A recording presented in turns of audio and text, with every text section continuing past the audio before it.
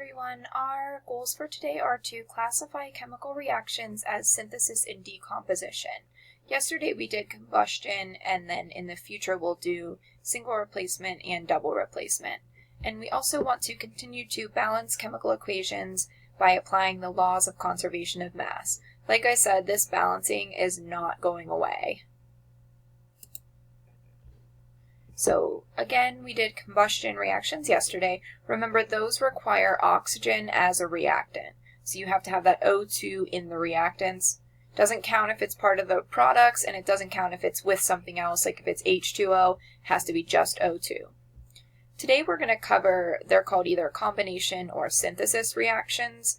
This is the general formula for one. You have A plus B yields AB. So you're taking two or more things and putting them together. We're also going to talk about decomposition reactions. These go very nicely together because they're the exact opposite of each other. So with decomposition reactions, you're taking one reactant and breaking it down into two or more products.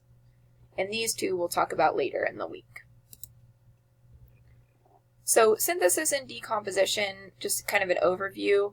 Synthesis reactions are kind of like loose Legos. So let's say you have a bunch of loose Legos and you put them all together and you make something. So this right here is a Lego ship.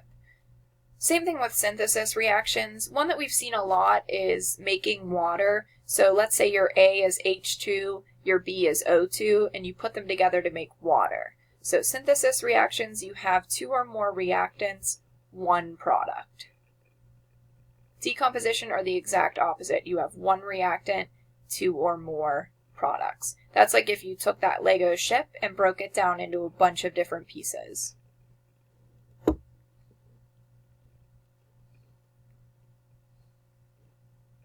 This is not a perfect comparison because when you build Legos, you can kind of use your imagination to produce anything you want.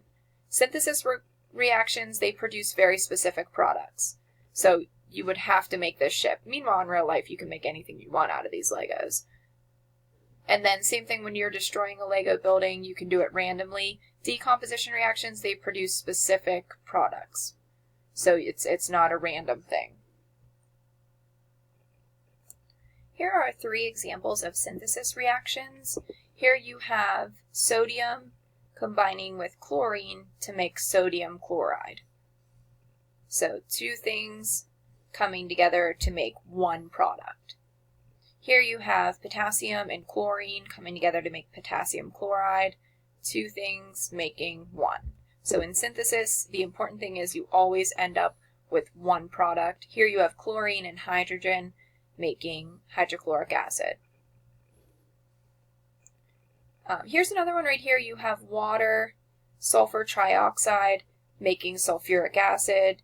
Here you have calcium oxide combining with carbon dioxide to make calcium carbonate. So those are all synthesis. You have two or more reactants and one product. So synthesis reactions always have one product and two or more reactants.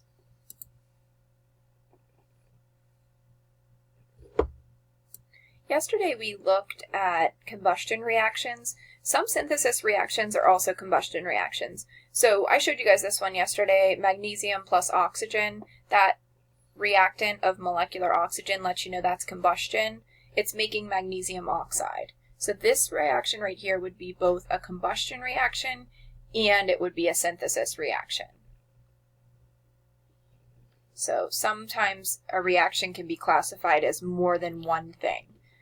You'll see that a lot with combustion and synthesis. Most combustion reactions, well, I won't say most, but some combustion reactions are synthesis reactions as well. In terms of decomposition reactions, they can be simple or complex. Here's a simple one. You're taking mercury oxide and you're breaking it down into mercury and oxygen. So pretty simple right here.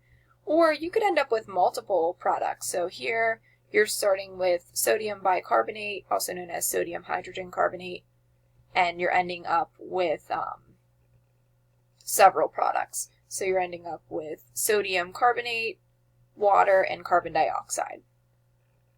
So they can be simple or they can be complex.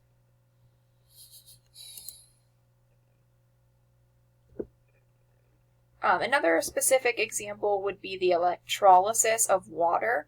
So if you take water and you split it back into molecular hydrogen and molecular oxygen, that's an example of decomposition.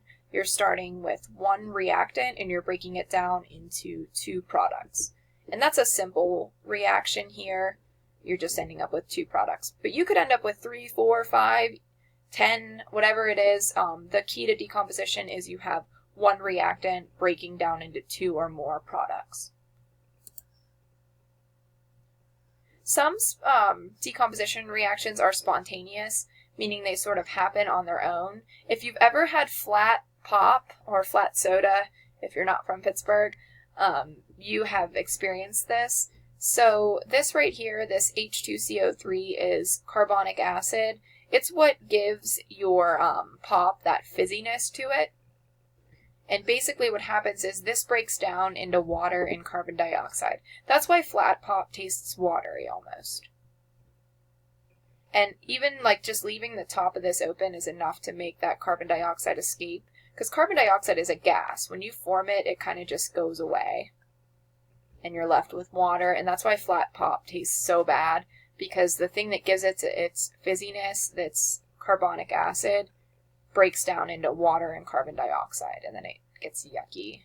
You hate when that happens. And another example of something that just happens spontaneously is calcium carbonate. You might know it better as marble. That breaks down as well into calcium oxide and carbon dioxide over a period of time. It takes a long time, but it'll happen. You'll have your calcium carbonate, which is just one reactant, splitting down into two products.